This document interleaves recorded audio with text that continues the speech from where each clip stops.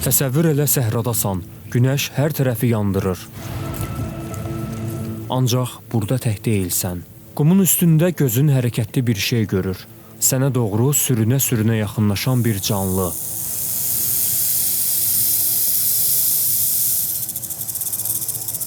Daha da yaxınlaşır. Başını qaldıranda sən onu tanıyırsan. O, buranın kralıdır. Duruşu, əsaləti bütün aləmə bunu deyir. Gözləri birbaşa sənə zillənib. O bir kobradır. Əgər bu an səni sancsa, sadəcə 20 dəqiqə vaxtın var. Əzələlərin boşalır, nəfəsin daralır, görmən zəifləyir və sonunda hər yer qaranlıqlaşır.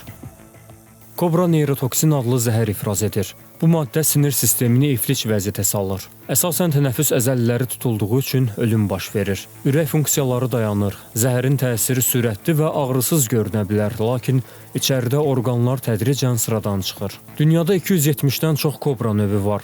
Ən məşhurları Hind, kral və tüpürən Afrika kobrasıdır. Kral kobrası dünyanın ən uzun zəhərli ilanıdır. Bəzi kobralar zəhəri dişləmədən 2,5 metr uzaqlığa qədər tüpürə bilir.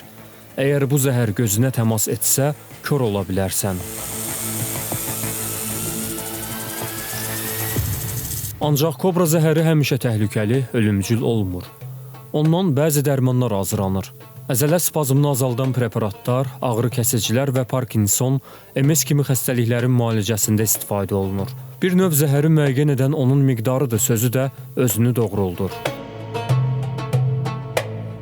Kobranın əsalətli duruşu, görkəmi müxtəlif millətlərin mifologiyasına da təsir eləyib. Hindistanda onu müqəddəs sayırlar.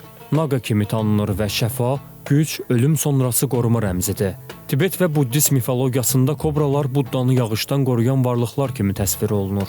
Buddizmin geniş yayıldığı Tayland, Myanmar, Laos kimi ölkələrdə kobralara əzəmətli abidələr ucaldılıb.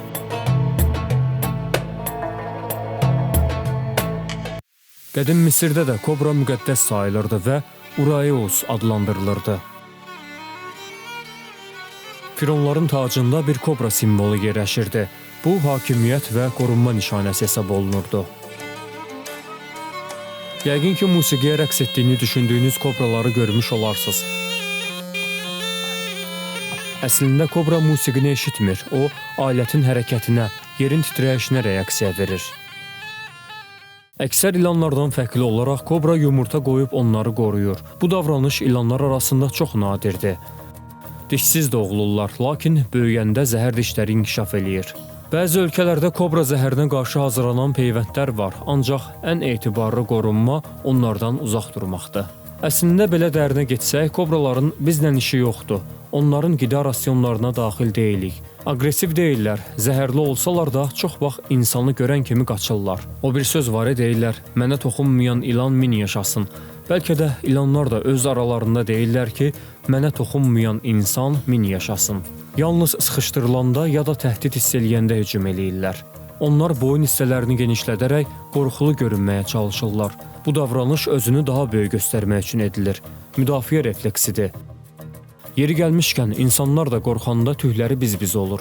Bu da elə eyni funksiyanı daşıyır. Kobra qədim zamanlardan bəri insanlar üçün dərin mənalar ifadə eləyib. Onu yuxuda görmək vəziyyətdən asılı olaraq şuuraltı qorxularla əlaqələndirilə bilər. Çox vaxt bu qorxu dəyişiklik, çevrilmə və ya qorxulan bir gücün simvoludur. Şaman inanclarında kobra enerjisi transformasiya prosesi, daxili zəhərin təmizlənməsi və yüksəlişin başlanğıcı ilə əlaqələndirilir.